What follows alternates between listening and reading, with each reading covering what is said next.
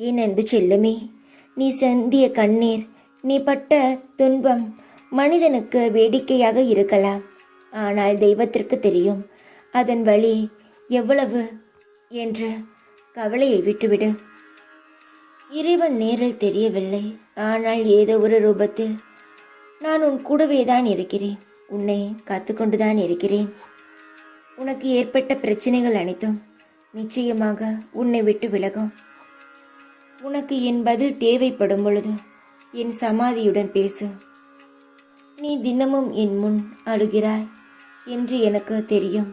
நீ என்னிடம் தீர்வு கேட்கிறாய், ஆனால் என்னை மட்டும் நம்பாமல் இருக்கிறாய். தீர்வை கேட்கும் உனக்கு நிச்சயமாக தீர்வை தருவேன். நம்பிக்கையாக இரு குழந்தையே.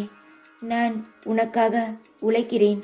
உன் வாழ்க்கை முழுவதும் உனக்காக மட்டுமே நான் உழைத்து கொண்டே இருப்பேன். ஒரு பிரச்சனை அதிகமாகிறது என்றால் அது முடியப் போகிறது என்று அர்த்தம். பிரச்சனை அதிகமாவது என்று பயப்படாதே. ஒரு வழியாக அது முடிவுக்கு வருகிறது என்று தைரியமாக இரு. உன்னை வெறுத்தவர்கள் முன் நீ வாழ்ந்து காட்டுவாய். கவலைப்படாதே. என்னை மனதார நினைக்கும் பக்தனை நான் ஒரு பொழுதும் கைவிடுவது கிடையாது.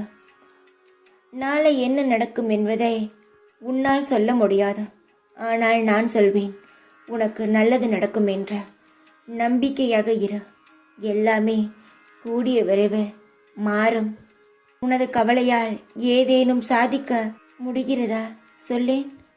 கவலை என்பது உன் மனதை என்பால் திருப்ப விடாமல் கட்டி வைக்கும் வலை.